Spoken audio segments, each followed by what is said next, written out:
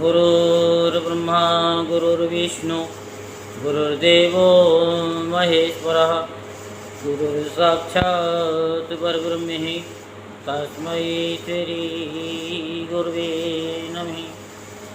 ओम गजाननं भूतगणाधिसेवितं कपितजम्बुफलचारुभक्षणं उमासुतं शोकविनाशकारिकं नमामि विघ्नेश्वरपादपङ्कजं।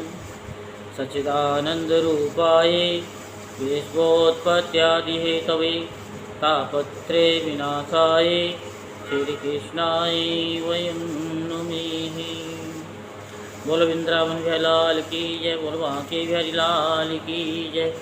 आज हम आपको श्रीमद् भागवत महापुराण में श्री कृष्ण का उकल से बांधा जाना ये कथा विस्तार पूर्वक सुनाएंगे।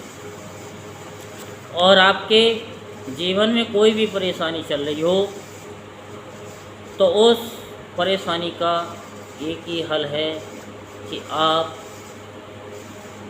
इन कथाओं का मतलब ये किसी के भी माध्यम से ये कथा आपको मिली है यूट्यूब पर हमारी, इसको आप 120 दिन तक लगातार सुनते रहेंगे तो आपकी परेशानी दूर हो जाएगी। करके देखो और लाइक और कमेंट राधे राधे करके देखो, फिर आप चमत्कार देखेंगे कि आपके जीवन में जो भी प्रॉब्लम चल रही हैं वो सुनने मात्र से आपकी प्रॉब्लम दूर हो जाएगी। बोलो बांके बिहारी लाल की जय। श्री सुखदेव जी कहते हैं कि परीक्षित, एक समय की बात है कि नंद रानी यशोदा जी ने घर की दासियों को तो दूसरे कामों में लगा दिया और स्वयं अपने लाला को माखन खिलाने के लिए दही मथने लगी। मैंने तुमसे अब तक भगवान के जिन जिन बाल लीलाओं का वर्णन किया है, दधी मंथन के समय वे उन सब का स्मरण करती और गाती भी जाती थीं। वे अपने स्थूल कटी भाग में सूत से बांधकर रेशमी लहंगा पहने हुए थीं। उनके स्तनों से पुत्र शनि की अधिकता से दूध चूता जा रहा था और वे कांप भी रहे थे। नेति खींचते रहने से बाहें कुछ थक गई थीं। हाथों के कंगन और कानों के कर्णफूल हिल रहे थे।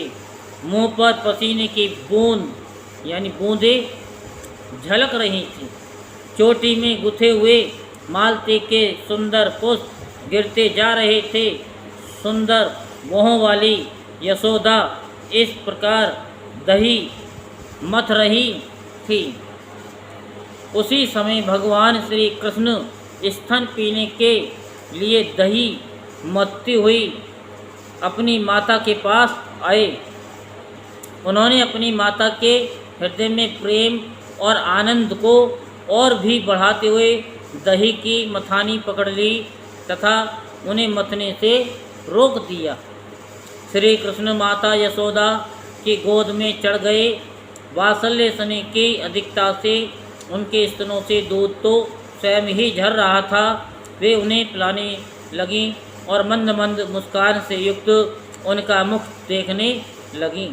इतने में ही दूसरी ओर अंगीठी पर रखे हुए दूध में उफान आया। उसे देखकर यशोदा जी उन्हें अतृप्त ही छोड़कर जल्दी से दूध उतारने के लिए चली गईं। इससे श्री कृष्ण को कुछ क्रोध आ गया। उनके लाल लाल होठ फड़कने लगे।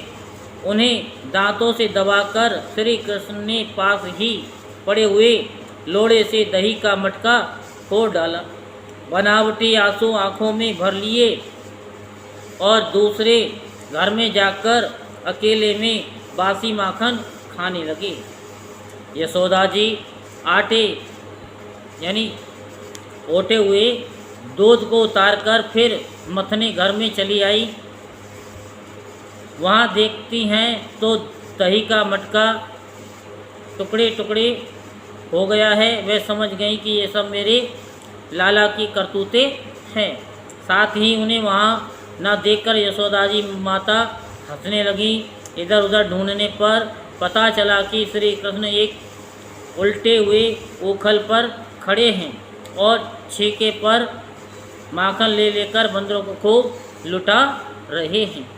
उन्हें ये भी डर है कि कहीं मेरी चोरी खुल ना जाए, इसलिए चौकन्ने होकर चारों ओर ताकते जाते हैं। ये देखकर यशोदा रानी पीछे से धीरे धीरे उनके पास जा पहुंची।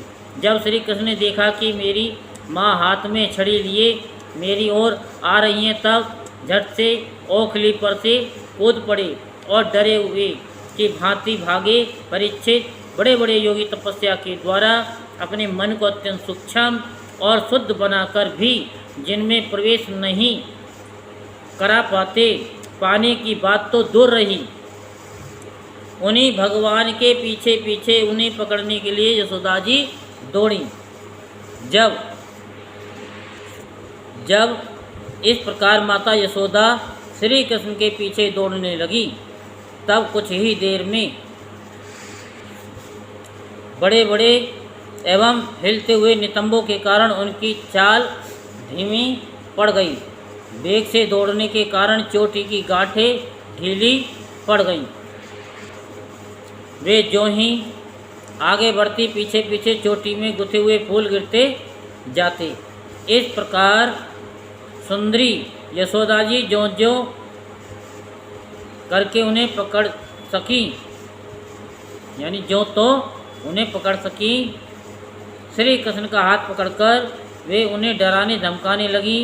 उस समय श्री कृष्ण की झांकी बड़ी विलक्षण हो रही थी। अपराध तो किया ही था, इसलिए रुलाई होने पर भी न रुकती थी। हाथों से आंखें मल रहे थे, इसलिए मुंह पर काजल की साई फैल गई थी। पिटने के भय से आंखें ऊपर की ओर उठ गई थी। उनसे व्याकुलता सूचित होती थी। जब यशोदा जी ने देखा कि लल्ला बहुत डर गया है, तब उनके हृदय में वात्सल्य स्नेह उमड़ आया। उन्होंने छड़ी फेंक दी। इसके बाद सोचा कि इसको एक बार रस्सी से बांध देना चाहिए, नहीं तो ये कहीं भाग जाएगा।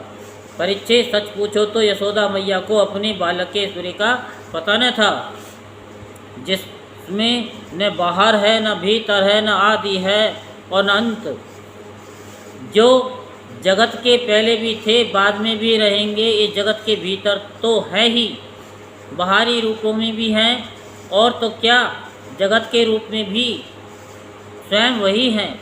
यही नहीं कि समस्त इंद्रियों से परे और अव्यक्त हैं।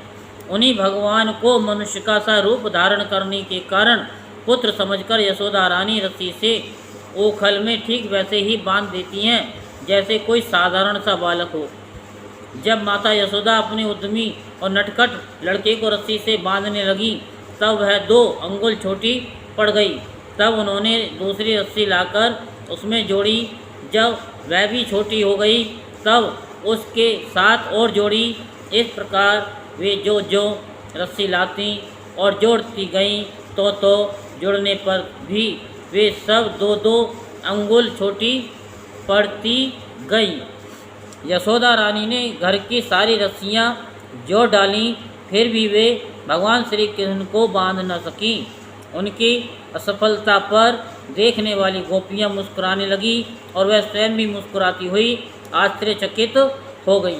भगवान श्री कृष्ण ने देखा कि मेरी माँ का शरीर पसीने से लथपथ हो गया है, चोटी में गुथी हुई मालाएं गिर गई हैं और वे बहुत थक गई हैं।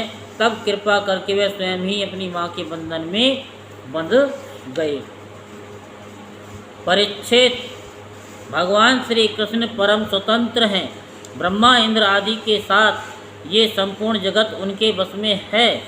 फिर भी इस प्रकार बंद कर उन्होंने संसार को ये बात दिखा दी कि मैं अपने प्रेमी भक्तों के बस में हूँ। ग्वालिनी यशोदा ने मुक्तिदाता मुकुंद से जो कुछ अनिर्वचनीय कृपा प्रसाद प्राप्त किया, वह प्रसाद ब्रह्मा पुत्र होने पर भी, शंकर आत्मा होने पर भी और भक्त स्थल पर विराजमान लक्ष्मी अर्धांगिनी होने पर भी ना पा सके। यह गोपिकानंदन भगवान अनन्य प्रेमी भक्तों के लिए जितने सुलभ हैं उतने देह अभिमानी कर्मकांडी एवं तपस्वियों को तथा अपने स्वरूपभूत ज्ञानियों के लिए भी नहीं हैं।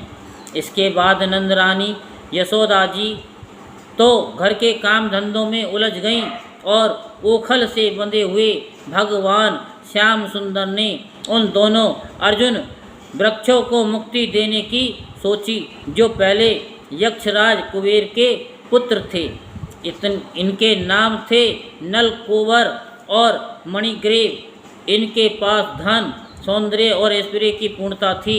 इनका घमंड देखकर ही देव ऋषि नारद जी ने इन्हें शाप दे दिया था और ये वृक्ष हो गए थे।